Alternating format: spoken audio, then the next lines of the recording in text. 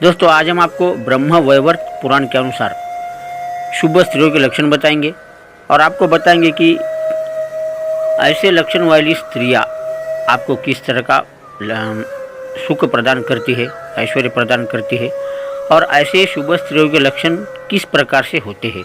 तो दोस्तों एक बार ब्रह्मलोक में जब ब्रह्मा जी के पास ऋषि मुनियों की सभा चल रही थी, तब कुछ ऋषि मुनियों ने ब्रह्मा जी से पूछा कि हे ब्रह्मदेव, आप तो सभी के जन्मदाता है, स्त्री और पुरुष के, तो ब्रह्मादेव कृपया करके हमें बताए कि शुभ स्त्री और अशुभ स्त्रियों के लक्षण किस तरह से होते हैं।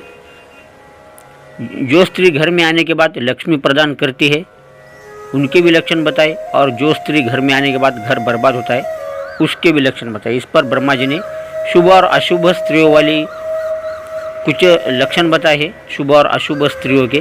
तो दोस्तों उसमें से आज हम आपको शुभ स्त्री के लक्षण बताएंगे जो खुद ब्रह्मा जी ने ऋषि मुनियों को बताए थे।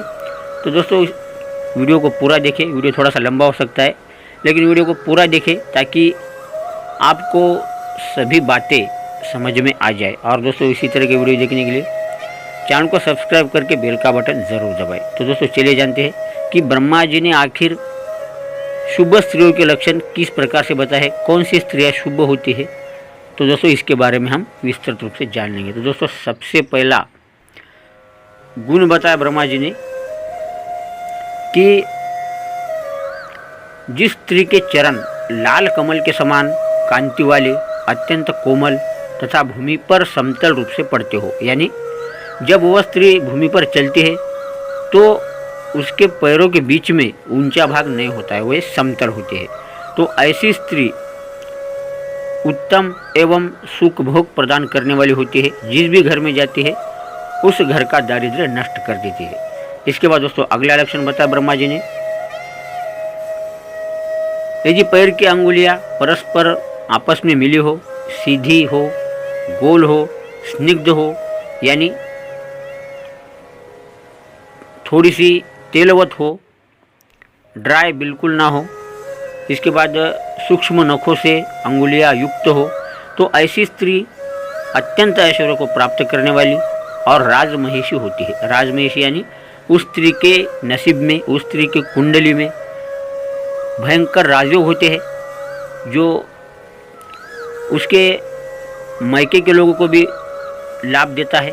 और जब वे ऐसी स्त्री अपने ससुराल जाती है वहाँ पर भी जाकर वह स्त्री पूरी तरह से सुख ऐश्वर्य प्रदान करती है और वह वहाँ का दारिद्र्य मिटा देती है। इसके बाद दोस्तों अगली बात बताई ब्रह्मा जी ने, जिस स्त्री के हाथ की रेखाएं गहरी हो, स्निग्ध हो और रक्त वर्ण की हो, यानी लाल वर्ण की हो, वह स्त्री अत्यंत सुख भोगने वाली होती है और अपने ससुराल में भी वह अत्यंत शुभ लक्षण देती है और वहाँ पर जाकर वह स्त्री अपने ससुराल का उद्धार करती है और वहाँ की दरिद्रता को जड़ से दूर करती है। इसके बाद दोस्तों अगली बात बताई है ब्रह्मा जी ने, जिस स्त्री के हाथ में कनिष्ठिका उंगली के मूल से तर्जनी तक पूरी रेखा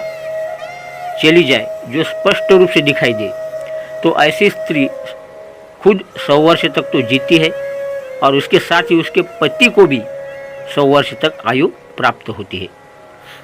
यानी उन दोनों पति पत्नियों को 100 वर्ष तक आयु मिलती है और वे जीवन में सभी सुखों का भोग लेते हैं। इसके बाद दोस्तों अगला लक्षण बताया है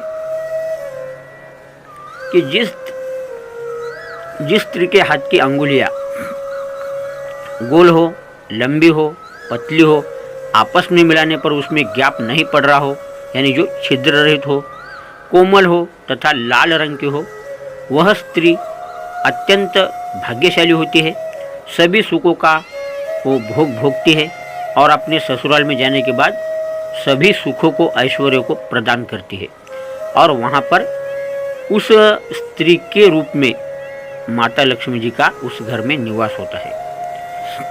इसके बाद दोस्तों अगली बात बताए भगवान ब्रह्मा जी ने कि जिस स्त्री के नख बंधुजीव पुष्प के समान लाल एवं ऊंचे होते हैं। तो दोस्तों बंधुजीव नाम का एक पेड़ होता है जिसको काटे सावर भी कहा जाता है, जिसका फूल लाल होता है। तो दोस्तों उसका फूल थोड़ा बड़ा होता है और उसकी जो उसकी जो पेटल्स होती है वह सीधी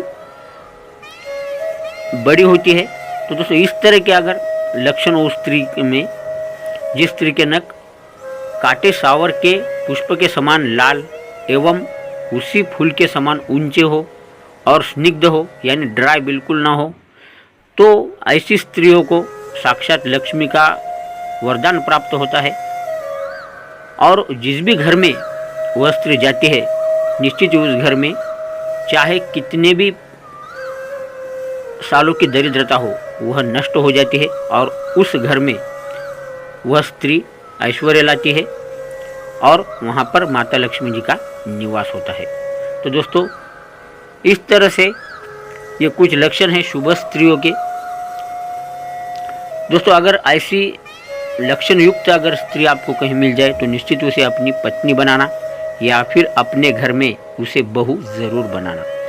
तो दोस्तों वीडियो कैसा लगा कमेंट में ज़रूर बताएं। वीडियो को ज़्यादा लाइक शेयर करें। इसी तरह के वीडियो देखने के लिए चैनल को सब्सक्राइब करके बेल का बटन ज़रूर दबाएं। तो दोस्तों इस वीडियो में इतना ही, मिलते हैं अगली वीडियो में एक और नई जानकारी के साथ। ये वीडियो देखने के लिए आपका बहुत बहुत धन्यवाद।